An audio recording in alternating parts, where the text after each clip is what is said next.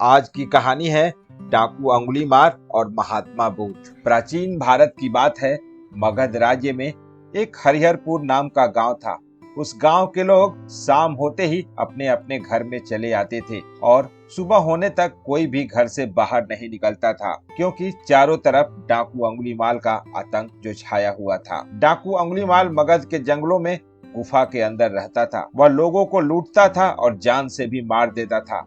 लोगों को डराने के लिए वह जिससे भी मारता उसकी एक अंगुली काटकर अपने अंगुलियों की माला बनाकर पहन लेता था। इसीलिए उसका नाम डाकू अंगुलीमाल पड़ गया था।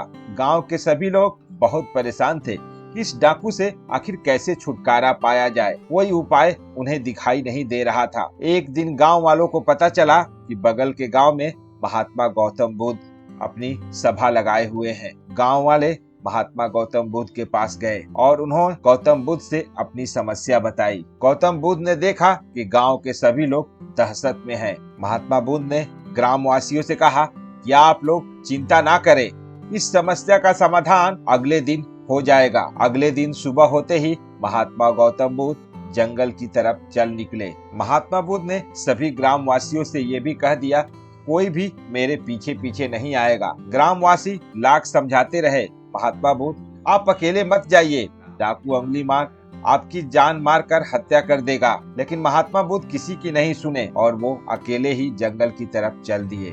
डाकू अंगुलीमाल बुद्ध को जंगल की तरफ आते हुए देख तलवार लेकर खड़ा हो गया, लेकिन महात्मा बुद्ध उसकी गुफा के सामने से निकल गए और उन्हें पलटकर भी नहीं देखा। डाकू अंगुलीमाल उनके पीछे दौड़ा और उनके दिव्य प्रभाव के कारण वो बुद्ध को पकड़ नहीं पा रहा था। महात्मा बुद्ध चले जा रहे थे और डाकू अंगुलीमाल पीछे पीछे दौड़ रहा था, लेकिन वो महात्मा बुद्ध को पकड़ नहीं पा रहा था। जब काफी देर चलने के बाद डाकू अंगुलीमाल थक गया तो उसने कहा, रुको, कौन हो तुम? रुको, मैं बहुत थक गया हूँ। महात्मा बुद्ध रुक गए और मुस्कुराते हुए बोले, वत्स, मैं तो कब का रुक गया हूँ, पर तुम कब रुकोगे?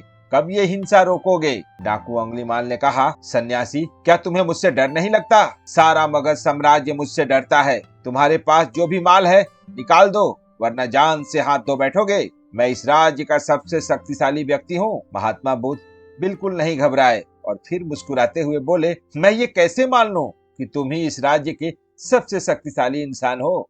तुम्हें ये साबित करके दिखाना होगा। अंगुलीमाल बोला, सन्यासी बताओ क्या साबित करना होगा? बुद्ध ने कहा, क्या तुम उस पेड़ से 10 पत्तियां तोड़कर ला सकते हो? अंगुलीमाल ठठाकर हंसा, ये कैसी बात कर रहे हो सन्यासी? तुम पत्तियों की बात करते हो? मैं तो पूरा का पूरा पेड़ ही उखाड़ सकता हूँ। भगवान बुद्ध फिर मुस्कुराते हुए बोले, वत्स, मैं सिर्फ 10 पत्तियां तोड़कर लाने को बोला हूँ, पूरा पेड़ नहीं। अंगुलीमाल जल्दी से गया और उस पेड़ से 10 पत्ता तोड़कर लाया। अब भगवान बुद्ध ने कहा, ऐसा करो वत्स, जो तुम पत्ते तोड़ के लाए हो इसे वापस जाकर पेड़ में जोड़ दो। अंगुलीमाल ने कहा, सन्यासी, लगता है तुम पागल हो गए हो। क्या पेड़ से टूटे हुए पत्ते को दोबारा जोड़ा जा सकता है? तो भगवान बुद्ध ने कहा, फिर तुम ये कैसे कह सकते हो कि तुम सबसे ज्यादा शक्तिशाली हो, जब तुम टूटे हुए पत्ते को पेड़ से नहीं जोड़ सकते? तो इसीलिए जब किसी चीज को तुम जोड़ नहीं सकते तो उसे तोड़ो मत। तुम्हें किसी भी मनुष्य की